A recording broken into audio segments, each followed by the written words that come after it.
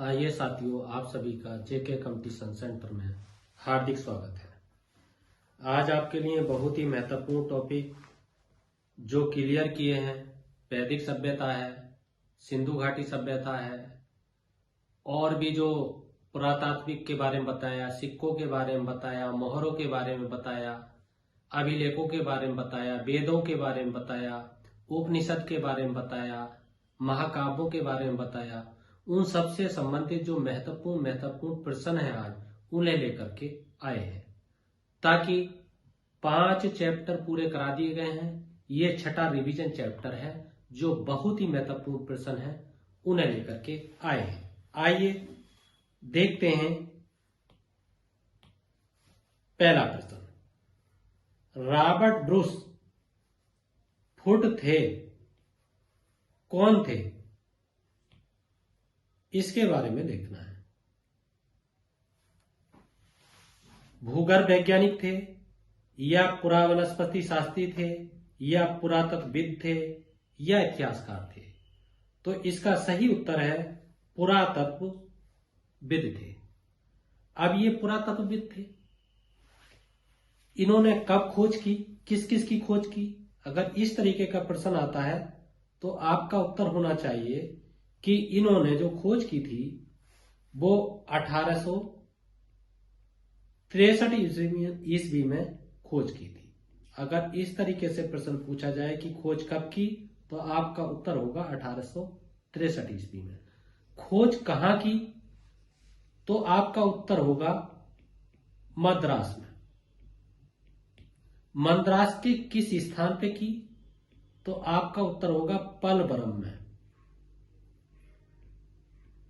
पलवरम में जो खोज की वो किस चीज की, तो आपका उत्तर होगा हैंड एक्स की। ये भारत में सबसे पहली खोज थी, पहली खोज। ये आपको ध्यान देना है। इस तरीके का प्रश्न बन सकते हैं, तो ये आपको तिथि पूछी जा सकती है, हथियार का नाम पूछा जा सकता है, स्थान का नाम पूछा जा सकता है, कब हुई ये पूछा जा सकता है। ये महत्वपूर्ण तथ्य है। अगला प्रश्न है, उत्खनित प्रमाणों के अनुसार पशुपालन का प्रारंभ हुआ था, यानी कब प्रारंभ हुआ था? निचले पूर्व पाषाण काल में, मध्य पूर्व पाषाण काल में, ऊपरी एवं पाषाण काल में, या मध्य पाषाण काल में? तो इसमें इसके 2 उत्तर सही होंगे। निम्न पुरापाषाण काल यानी निचले पुरापाषाण काल, और मध्य पुरापाषाण काल। ये आपको ध्यान देना है। अब इसके बारे में और क्या महत्वपूर्ण जानकारी हो सकती है? जो पशुपालन के साक्ष्य मिले पहली बार, वो कहां मिले? पशुपालन के साक्ष्य। ये प्रश्न बहुत बार आया है, और इनमें उन्हीं प्रश्नों को शामिल किया गया है जो बार बार कंपटीशन में आते हैं। तो पशुपालन के साक्ष्य कहां प्रथम बार मिले? तो एक स्थान का नाम है आदमगढ़, उसके उत्तर का नाम है आदमगढ़। अच्छा, आदमगढ़ कहां है? आदमगढ़ होशंगाबाद में है। अच्छा, आपसे पूछा जाए होशंगाबाद कहां है, तो ये मध्य प्रदेश में है। ये आपका उत्तर होगा। इसके अलावा एक स्थल और है जिसे कहते हैं बागोर। बागोर में पशुपालन के साक्ष्य मिले। बागोर कहां है? तो ये भीलवाड़ा में है। अच्छा, भीलवाड़ा कहां है? अगर इस तरीके का प्रश्न आए तो आपका उत्तर होगा राजस्थान में। इस तरीके से हमें देखना है, बहुत ही महत्वपूर्ण और गहराई से हमें देखते जाना है, ताकि कोई भी प्रश्न गलत होने नहीं पाए। क्योंकि इस तरीके से आप ग्रहण करते हैं तो हर हालत में प्रश्न की सही होने की संभावना अधिक हो जाती है। इससे पहले इतिहास के 5 चैप्टर पढ़ा दिए गए हैं, प्राचीन भारतीय इतिहास के 5 चैप्टर पढ़ा दिए गए हैं। उन्हें देख लीजिए, क्रम से बताया गया है। बाकी समय समय पर मैं करंट अफेयर्स भी कराता रहता हूं, और भूगोल के भी चैप्टर करा दिए गए हैं, राज्य व्यवस्था एवं संविधान के चैप्टर भी करा दिए गए हैं, कुछ चैप्टर सामान्य हिंदी के करा दिए गए हैं, कुछ चैप्टर और अन्य चीजों के भी महत्वपूर्ण टॉपिक करा दिए गए हैं। यदि आपको गंभीरता पूर्वक तैयारी करनी है तो इस चैनल से जुड़े रहिएगा। आइए आगे देखते हैं। एक ही कब्र में 3 मानव कंकाल निकाले हैं। एक ही कब्र एक ही है और 3 मानव कंकाल निकाले गए हैं, तो वो कहां से निकाले गए हैं? तो इसका सही उत्तर है आपका दमदमा से। अच्छा, पूछा जाएगा कि दमदमा कहां है। अगर इस तरीके से पूछा जाए कि दमदमा कहां है, तो आपका उत्तर होगा सराय नहर में। अच्छा, ये भी हो सकता है कि सराय नहर कहां है, तो आपका उत्तर होगा प्रतापगढ़ में। अच्छा, ये भी पूछा जा सकता है कि प्रतापगढ़ कहां है, तो आपका उत्तर होगा उत्तर प्रदेश में। आपको ध्यान रखना है। और आइए, और प्रश्न कहा हो सकता है कि दमदमा से तो पाए गए हैं मानव कंकाल, इसके अलावा मधा से भी पाए गए, अर्थात मद जो हा है, महदा जिसे कहते हैं, मैदहा, ये भी आपका प्रतापगढ़ में पाया जाता है। ये भी आपको ध्यान देना है। और क्या क्या होता है कि इसमें कितने मानव कंकाल पाए गए हैं, तो मानव कंकाल की जो संख्या है वो 41 मानव कंकाल अब तक पाए गए हैं। ये कई बार प्रश्न आया है। और इनमें जो युग्म समाधान है, युग्म का मतलब होता है जोड़ी के साथ जिन्हें दफनाया गया है, अर्थात मियां बीवी को एक साथ दफनाया गया है, तो वो कितने हैं? तो ये 5 है इनकी संख्या। और जिनमें केवल सिंगल को दफनाया गया है, उनकी संख्या कितनी है? 3 है उनकी संख्या। केवल ये इस तरीके से प्रश्न ये आता है, 5 युग्म समाधान है, 3 आपके सिंगल हैं, और कुल मिलाकर कितने हैं? 41 हैं। ये आपको ध्यान देना है। अगला प्रश्न है, मानव द्वारा सर्वप्रथम प्रयुक्त अनाज था, मतलब अनाज का नाम पूछा जा रहा है कि मानव द्वारा जो प्रयुक्त प्रथम अनाज था, तो उसका नाम क्या था? गेहूं था, या जौ था, या चावल था, या बाजरा था? तो इसका सही उत्तर होगा जौ था। अच्छा, जौ था। और कौन कौन से प्रयुक्त अनाज थे? तो आपका देखो, गेहूं भी एक प्रयुक्त अनाज था। और कौन कौन से अगर पूछा जाए, चावल भी प्रयुक्त अनाज था। और पूछा जाए कौन कौन सा, तो मक्का भी प्रयुक्त अनाज था। और पूछा जाए कौन कौन सा, तो बाजरा भी प्रयुक्त अनाज था। और पूछा जाए कौन सा था, तो सोरगम भी प्रयुक्त अनाज था। और आपसे पूछा जाए कौन से, तो राय भी प्रयुक्त अनाज था। और पूछा जाए कौन सा, तो जई भी एक प्रयोग आने वाला अनाज था। ये आपको ध्यान देना है। आइए अगला प्रश्न देखते हैं। अगला है, भारतीय उपमहाद्वीप में कृषि के प्राचीनतम साक्ष्य प्राप्त हुए हैं। भारतीय उपमहाद्वीप में कृषि के प्राचीनतम साक्ष्य प्राप्त हुए हैं। कहां से प्राप्त हुए हैं? क्वालिटी हवा से, लोहारदेव से, या मेहरगढ़ से, या टोकबा से? तो इसका सही उत्तर होगा लोहारदेव से। लोहारदेव से प्राचीनतम साक्ष्य प्राप्त हुए हैं। तो इसका पूछा जा सकता है कि लोहारदेव है कहां? तो लोहारदेव उत्तर प्रदेश में है। यह आपको ध्यान देना। अच्छा, उत्तर प्रदेश के किस जिले में है अगर ये पूछा जाए, तो आपको बताना है संत कबीर नगर जिले में है। यह आपको ध्यान देना। अच्छा, और पूछा जा सकता है कि इसके किस समय इसकी खोज हुई, मतलब जो चावल के जो भारतीय उपमहाद्वीप में कृषि के जो लोहारदेव से हुए, वो साक्ष्य किसके प्राप्त हुए? तो आपको यह भी ध्यान रखना है, चावल से प्राप्त हुए, चावल के प्राप्त हुए, चावल। अच्छा, इसकी तिथि पूछी जा सकती है, तो ये 9000 ईसा पूर्व से 7000 ईसा पूर्व की घटना है। ये आपको ध्यान देना है। इस तरीके से भी प्रश्न आपसे पूछा जा सकता है। कहां हुए, जिला पूछा जा सकता है, अनाज का नाम पूछा जा सकता है। आइए अगला पढ़ते हैं। नबदा टोली नर्मदा टोली का उत्खनन किसने किया, उसका नाम पूछा है। तो के.डी. वाजपेयी ने, या आपका बी.एस. बांकड़ ने, एच.डी. संकालिया ने, या मार्टिमर बीहिलन ने। तो इसका सही उत्तर है एच.डी. संकालिया। एच.डी. संकालिया ने नर्मदा टोली का उत्खनन किया।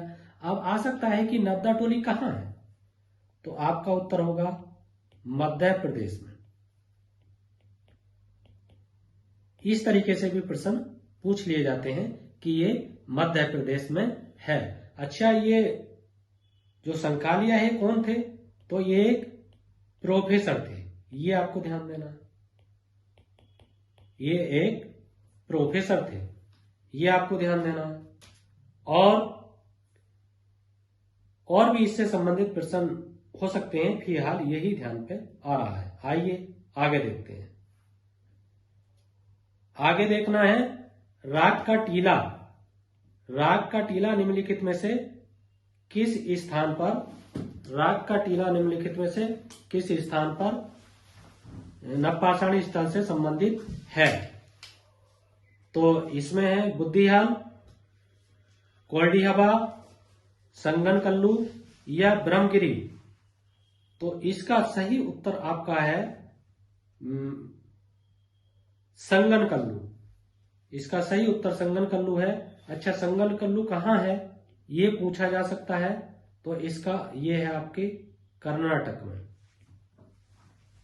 तो ये कर्नाटक में है। कर्नाटक के किस स्थल में है, तो आपका सही उत्तर होगा मैसूर में है। अच्छा, मैसूर कहाँ है, तो ये बेल्लारी में है। अच्छा, बेल्लारी क्या है, ये एक जनपद है। जनपद किसका है, कर्नाटक का है। कर्नाटक एक भारत का राज्य है, ये आपको ध्यान देना है। आइए अगला देखते हैं। भीमबेटका किसके लिए प्रसिद्ध है, ये प्रसिद्ध है गुफाओं के शैल चित्र के लिए, खनिज के लिए, बौद्ध प्रतिमाओं के लिए, या सोन नदी का उपागम स्थल है।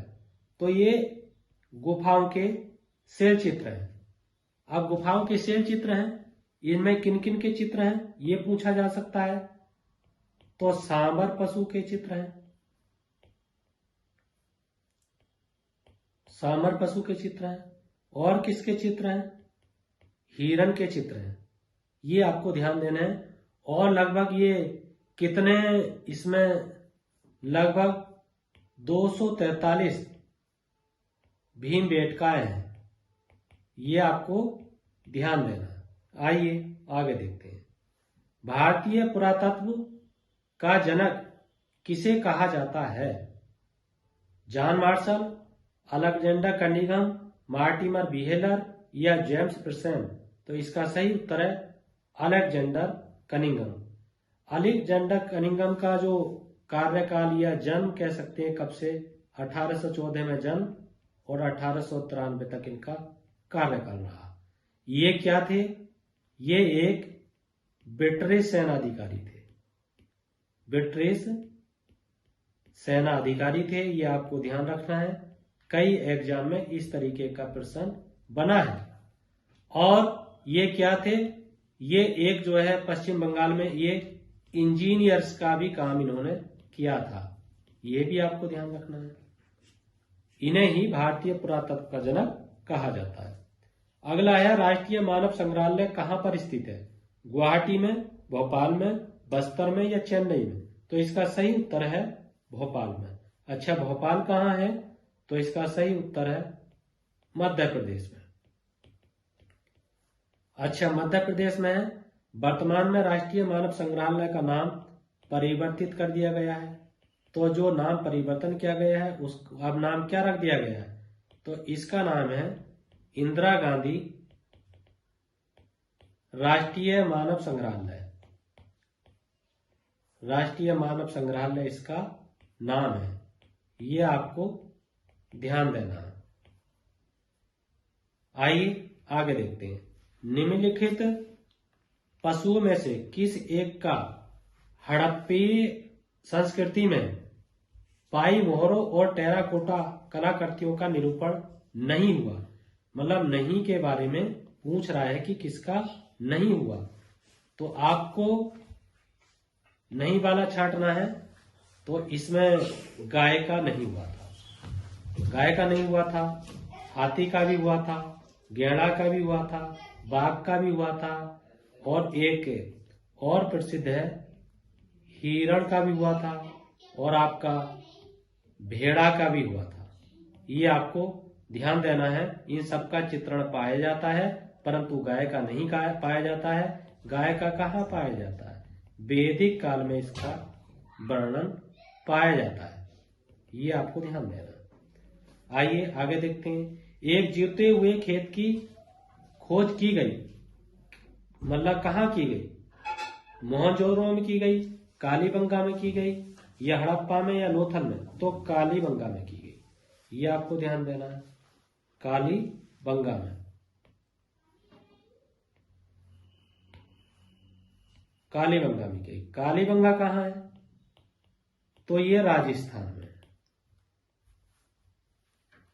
कालीबंगा का मतलब क्या है? काली चूड़ियां।